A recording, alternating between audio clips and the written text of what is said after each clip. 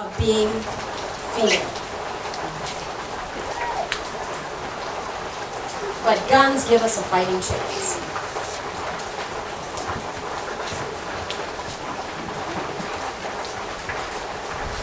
So we talked about the joy that is the opposite of fear. I have great joy in my founding fathers too. Do you know that we're a very young country?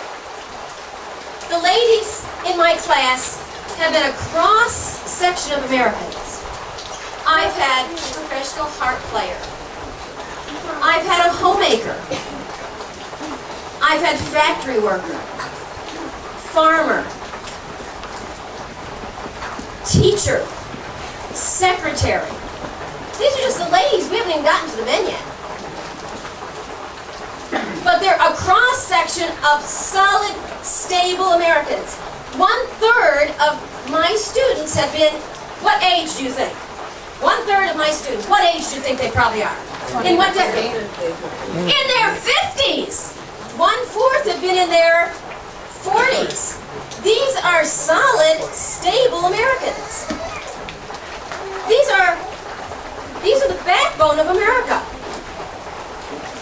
Our founding fathers are very young. Do you realize that we are only 4.5 generations away from that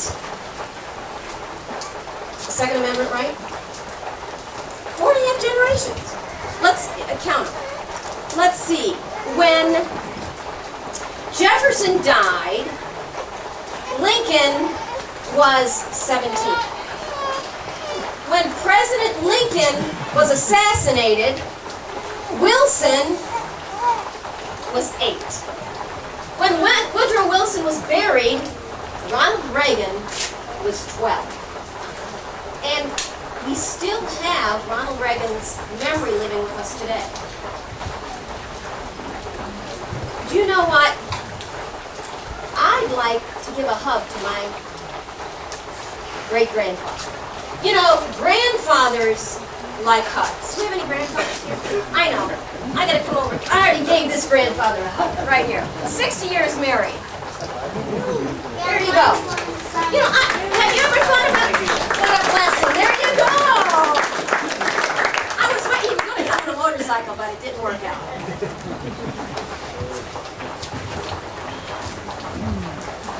Do you know? Let me tell you about these founding fathers.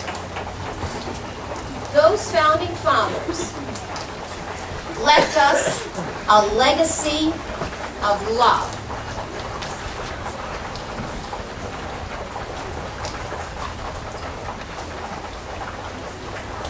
To generations yet unborn. Another L word. And they basically committed themselves in faith to what would come generations down the road. What a wonderful heritage we have. Are you trying to tell me I'm supposed to be done? One more story? One more story. One more short story and then we're done. Hey, I should tell you about Daniel. He's all right. One more story. Not only do I have a heritage of joy in the family, in the founding fathers, but I have a heritage of faith in my own family.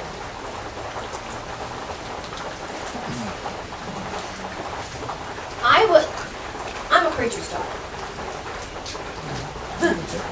At 17, we were living in Columbus, on the east side of Columbus. My father, I grew up in a family of 4 brothers and 4 sisters. My father used to say we had 2.5 dozen children. We did. My father's mission was to lead people to the Lord, to love his family, and to live by the principles of the Bible that made America strong. He taught us to work hard, wise. He taught us to love others, to care for others. And we enjoyed family fun. I babysat for our dentist and his wife. At 17, one night, an armed, masked intruder cut the phone lines, pried the glass sliding door off the track, broke into the office looking for drugs or money, came up the stairs, and beat me bloody. No parent should ever have to have a phone call like that come to his family. None.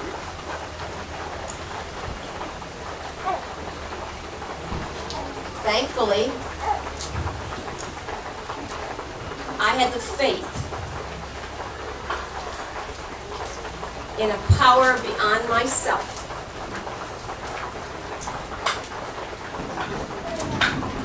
to control fear and keep my priorities straight. To take care of those 3 preschool girls that are in my charge and to defend myself.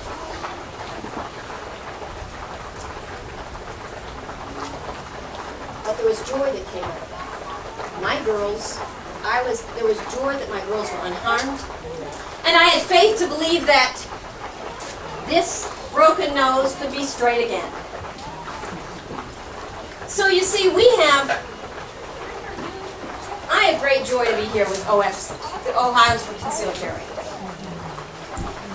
Our mother-daughter duo, Joy and Faith, have a special dimension that probably no one else can say we have.